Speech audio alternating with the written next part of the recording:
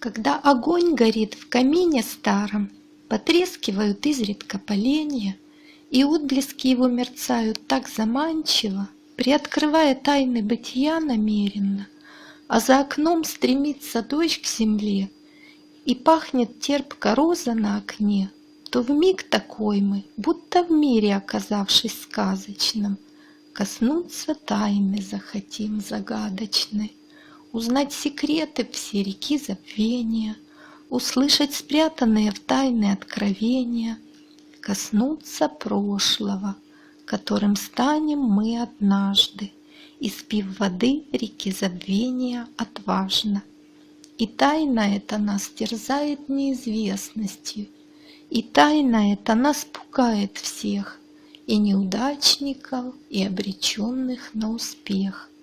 Но вмиг мерцания огня, как будто в мире очутившись сказочном, коснуться тайны все же захотим загадочной. Ведь манит нас дорога, что издалека старинной кладкою проходит сквозь века. Над нею деревья склонились задумчиво, они помнят разные судьбы и случаи, они помнят пеших, шагающих важно, и пролетающие экипажи, добра и зла сути хранители вечные, всегда молчаливые стражи извечные, и словно этой тайны изваяния они обречены на вечное молчание. Лишь только листьями шурша игриво шепнут друг дружке что-то торопливо. Мелькают столетия, совсем как минута, даря то восторг, то печали кому-то. Так хочется тайны коснуться случайно, услышать историю грустно-печальную. Она воскресит нам страничку из прошлого, поведает нам о чем-то хорошем или о плохом. Но не так это важно, ведь главное, что это было однажды. Поведает нам о глубокой печали, кружащей по свету с надеждой отчаянной, ей вновь испытать бы на прочность кого-то. Но что же ей делать? Такая работа. Поведает нам о любви бесконечной, что правит всем миром, и править ей вечно, которая многих людей окрылила, и ввысь увлекла, и восторг подарила.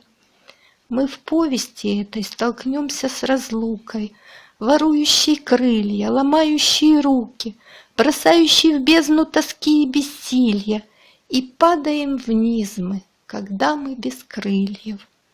Лишь птицы, парящие гордо над нами, в надежду даны нам, что вновь полетаем. Мы встретим надежду, что не умирает, дающую веру, что нас поднимает. Две эти сестры нас вовек не оставят, к любви приведут и вновь крылья подарят. Мелькают столетия, совсем как минута, они лишь мгновенья, и нам не вернуть их. Они увлекают с собою без спросу, не отвечая на наши вопросы и не устраивая нам передышки. Вот так мы и мчимся, страдая одышкой, пока не отстанем, утратив все силы. И прошлое впишет в свой свиток всесильно. И прошлое впишет в свой свиток с любовью, кого жирной точкой, кого запятою, кого главной буквой, кого твердым знаком, кого жирным текстом, кого тонким маркером. Потом, через годы, столетия, века, захочет коснуться нас чья-то рука, услышать историю грустно-печальную, как кто-то из нас окрылен был вначале, повержен потом, но он снова поднялся, он верил, надеялся, стойко сражался и вновь окрылен был, и без передышки стремился вперед, не считаясь одышкой.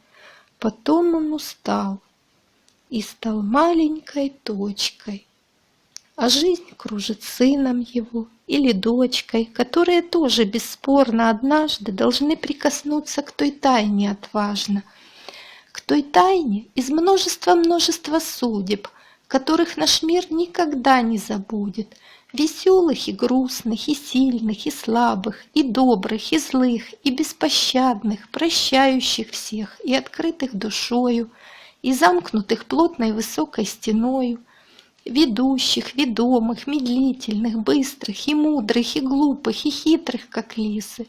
Там множество всяких, дарящих, корыстных, играющих роли вечных артистов, занудных, упрямых и непревзойденных. Таких всех нас разных, холодных и знойных, устойчиво трезвых и непостоянных, надежных и верных почти филигранно, искусственных очень и натуральных, дарящих заботу, искрящихся светом, дающих тепло нашей доброй планете. Мы — рукопись жизни, ведь в каждом есть тайна. И эта история грустно-печальная, а может, счастливая наоборот. Ведь все это жизни круговорот, ведь мы — частички бытия, и вы, и я. Так нужно любить нам друг друга действительно, ведь рукопись вместе мы все изумительная.